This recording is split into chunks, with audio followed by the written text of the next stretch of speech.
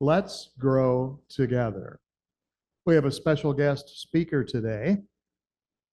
Very quick version of his biography might include the fact that he's an attorney. He's been a state legislator, and for the past year or so, he's been a licensed Science of Mind Centers for Spiritual Living minister. And we're thrilled to have him present our Sunday morning lesson today. So please give a very warm welcome to Reverend Tony Suarez. First, before I actually begin, I want to say thank you to Reverend Martin for giving me this opportunity. And he said, pick any topic you want. So I said, I want to talk about kindness because it's very difficult personally to be kind. I'll explain to that in my talk. But the beautiful songs we selected are really consistent with what this talk is about. But before I even begin my talk, I selected a song that I like for us to play now. And if you would give out a paperwork, I'm giving you the lyrics so you could follow the lyrics along the song. A simple thumb trick discovered by NASA scientists. I heard this song and impressed me so that I thought that I could give a talk about this. And so before I begin, let us play the song.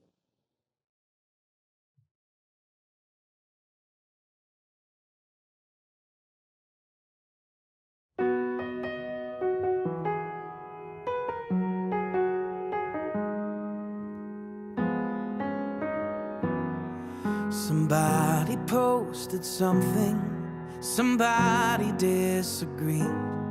Somebody started typing things they probably didn't mean. And now my heart is breaking as I read every word. Sticks and stones are nothing compared to how this hurts. We all wanna know we matter. We all wanna know we're loved. More the same than we are different. Desperate just to be enough. But it's like we've all forgotten how much we're all connected. When I read the comment section,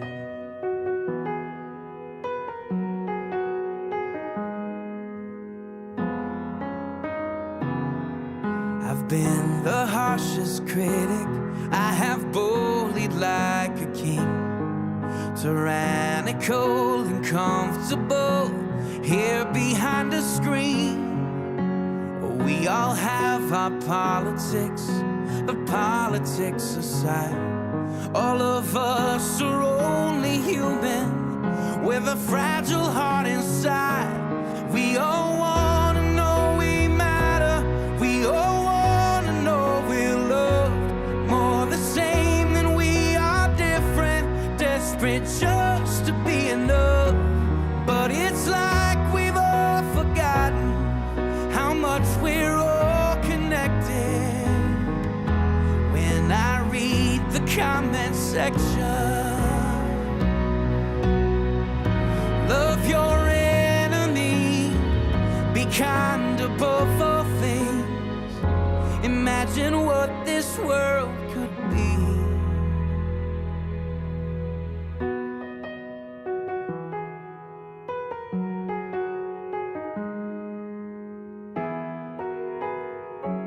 We all wanna know we matter.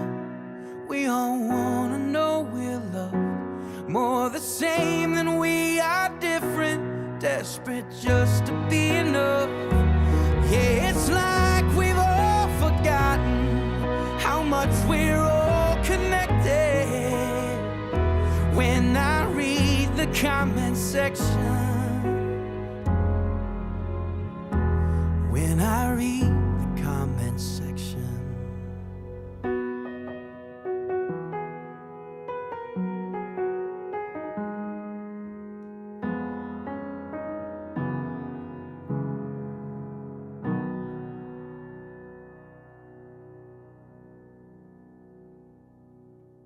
Thank you.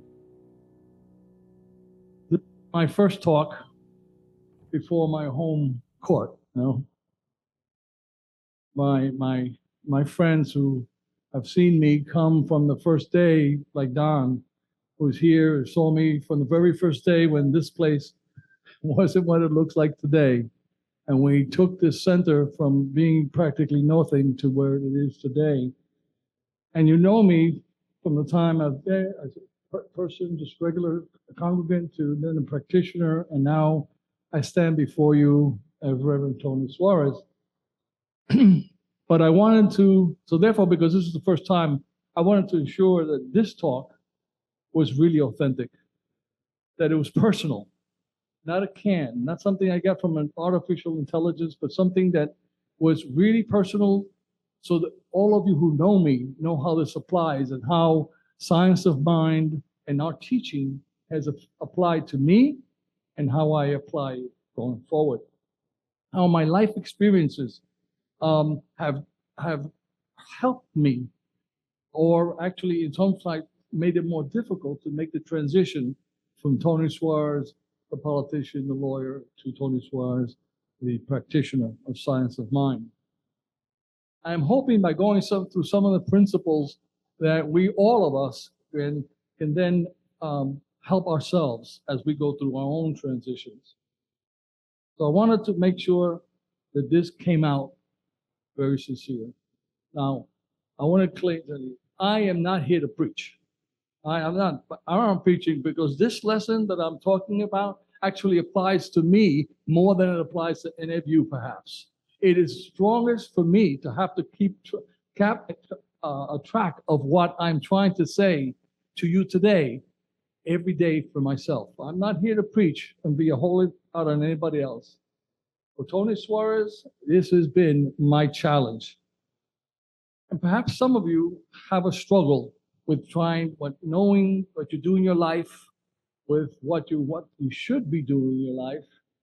And for those of you perhaps affiliated with what I'm saying, for those who have not yet get into that twilight zone of neither here nor there, and I hope that what I say to you today will have some relevance and into the future as you go forth. Now, you may be saying, Reverend Tony, are you saying you're having a crisis of faith? Well, Ernest Holmes might say this is really about right thinking and right action. So I selected that song as I read the comment section. I think they call it the comment section, because I believe it captures something, a struggle, a modern day struggle between love and hate. A modern communication technique that has transformed how we all communicate with each other and with the world. That is, the internet. We already know what has changed everything. We now want to listen to what we want to listen to. We react to what we want to. We're very selective now. It's not like in the old days when you had NBC and CBS and NBC, CBS, and ABC. You had three channels, and you had Huntley Brinkley and Walter Cronkite sort of filter everything, the news, and so we all got kind of the same thing. But not today. No, today you have thousands of influencers, millions of channels. You're getting the news from all over the place, and the result is it's diversity of the opinion is actually becoming to the point where it's hurting our society. It's being difficult, and we're going to go this by point. The song captures that facet of our society that is becoming more and more prevalent, and to me, disconcerting. We're being divided. You know, I used to have a radio talk show. I used to have a radio talk show of my own. I called it I Need to Know. And I did this in Spanish. And during that, of course, I was doing it as part of practice for my business. So I would have a law practice, and I would talk to people about cases, and they would call, and I used it very informative to try to help people.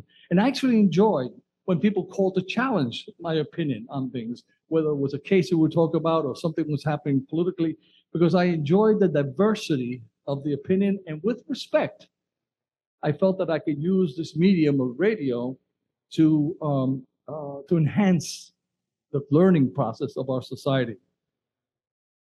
But today, again, that is very different. Today, people get on the internet and then they start posting things. I post something and then it's anonymous. You don't even know who. You have an anonymous name, so it's easy to say you're a jerk. You know, and so what used to be a discourse of information becomes a debate, which it becomes ugly. And often, when they're short of facts, they start into insults and bullying. And in fact, there's a study, you could write this down if you like, it's called the Dunning-Kruger effect. You can watch a video on this on YouTube. The Dunning-Kruger effect, which causes color disorder. Now the scientists of disorder, it's studied how the most uneducated persons are the most confident on their views and likely to use the internet to push their viewpoints, devoid of any expertise in the area of which they're commenting on. This is what caught my attention when I heard this song and the lyrics of this song, this beautiful song. So today, what was formerly a debate on facts is devolved into an attempt to embarrass and bully or denigrate other people. It has divided our society. It's not about education, love, or betterment of mankind. It's about branding, exposure, and excitement. A reality talk show in life. And these lyrics you may have heard, and by the way, I'm going to play this song again. So you can now, after having heard my comments, try to really delve into it. Today the lyrics said, I bullied like a king behind the screen. That's what makes it easy. And some of us may have actually made comments, that's something like, are you really as stupid as you sound? But what happens is that I may describe it to you what's happening to our society, and the question is, how do we deal with it? Right? What do we do? What can we do to be kind? Which is what the substance of the song. I thought that I would share my experience. Totally wanted to make this personal. I'm not here to preach. The song says, love thy enemy.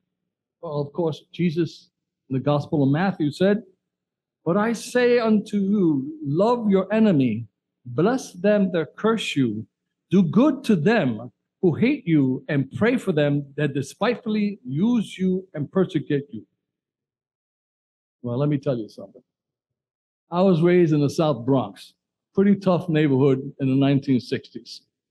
And one of the first lessons I learned in the 4th grade on a rainy day when we had a fire drill. The teacher took us out to the fire drill. It was raining, and I had, my mother always prepared me, so I went with galoshes, rain boots, and raincoat. And a 6th grader came up to me and wanted to take my boots. And instinctively, I knew love thy enemy was not the answer. It was not something that my mother would have taught me, but I knew that if I gave him my boots today and loved my enemy, tomorrow I wouldn't have a coat, right? So I would lose my boot, lose my boots, and lose my coat. And so therefore I decided I'm going to punch that bully. And I did punch him. And then we got into a big fight. Luckily, the teacher saw us and stopped the 6th grader from beating too much on me. But I'll tell you one thing I learned. He never bothered me again. I learned that you had to be strong and you had to defend yourself. Love thy enemy that's the lesson that I got from that experience.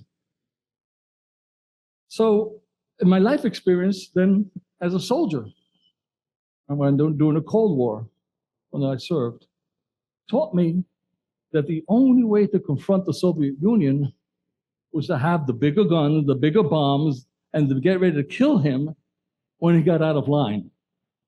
Mutually assured destruction was our foreign policy, which means, kill them before they kill you. But make sure that they know that you can kill them multiple times over. That was our foreign policy, something that I was taught to me over the 14 years of my military career. It was not government policy. So, you know, I then moved on to a more tranquil, peaceful profession, a litigation attorney. And in that profession, I think I have to say sorry again, I missed that class in law school. Out of contraire. In law school, you learn how to be aggressive. You know, could you imagine a lawyer advertising these billboards and say, come to us to handle your divorce. We will handle this love with your husband, against your husband, against your wife. Imagine that. Or maybe have a Morgan & Morgan sign that says, we only got you $5,000, but we did it with love. No, you're not taught that in law school. And you're not taught that as a matter of practice to love thy enemy and be kind in all things. No, it doesn't work that way. After 48 years, I realized what it's like when you're out there in that profession in the competitive field. Mahatma Gandhi tells us, watch carefully your thoughts, for they become your words. Manage your words, for they become your actions. Comprehend and judge your actions, for they may become your habits. Watch your habits, for they may become your values. And understand your values, for they may become your destiny. I stand here before you, a man who spent a lifetime training to be combative, to strike back, not with anonymity, but in your face. That's the struggle I have to face every day because I have to overcome 48 years of training a different way. The lyrics to our song, the one we've just heard, tells us we all have our politics, but politics aside, we are only humans with a fragile heart inside.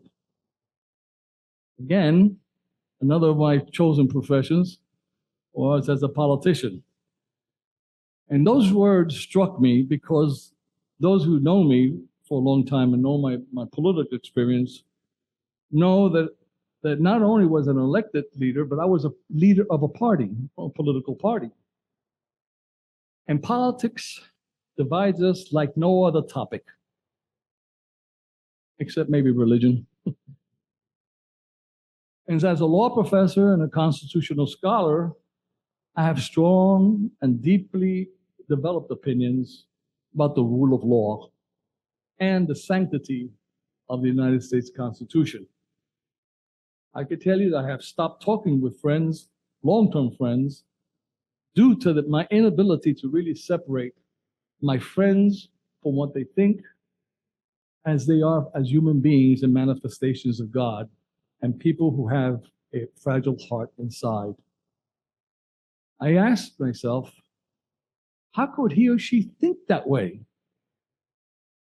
The song urges us that it is possible that they simply want to express how they matter in the world by their political message that they believe. Are they struggling to be counted? Is that the reason why they believe the way they are? Is that point of view that they are reflecting some inner feeling of insecurity where they want to be just enough? How do I reconcile these conflicting thoughts in my mind and bring peace to myself, which is a struggle I'm presenting to you? Our song says the answer to that is be kind in all things. Ernest Holmes teaches us in Size of Mind in our textbook that there is a law of attraction and everyone automatically attracts to himself just what he is. He has a section where he talks about healing a misunderstanding, the teaching, healing a misunderstanding, and he says, Ernest Holmes, Suppose one says, I have a terrible misunderstanding with a friend of mine, and it has come to the point where we do not speak to each other. Holmes says, there is a fundamental error which was brought this condition, the lack of regulation of the unity of all lives, he says, a belief in some sort of duality. Destroy this belief in duality. Recognize that there is but one mind. See God in each person, and the trouble will be healed. We all live in the one mind of God, is the teaching of Ernest Holmes. Gandhi teaches us the greatest power in the world is that of the greatest power in the world is that of the soul. Peace is its highest expression. To obtain that peace, we must acquire a mastery over ourselves. We secure then, he says, an atmosphere of perfect peace, calm, and goodwill that protects and fortifies ourselves and blesses others around us, an aura of peacefulness when you have control of yourself. Our song and the lyrics say, we all want to know we matter. We all want to know we're loved. The Buddha teaches us, hatred does not cease by hatred, but by love. Anger makes you smaller, while forgiveness forces you to draw beyond what you were. Our song says, it's like we've all forgotten how much we're all connected.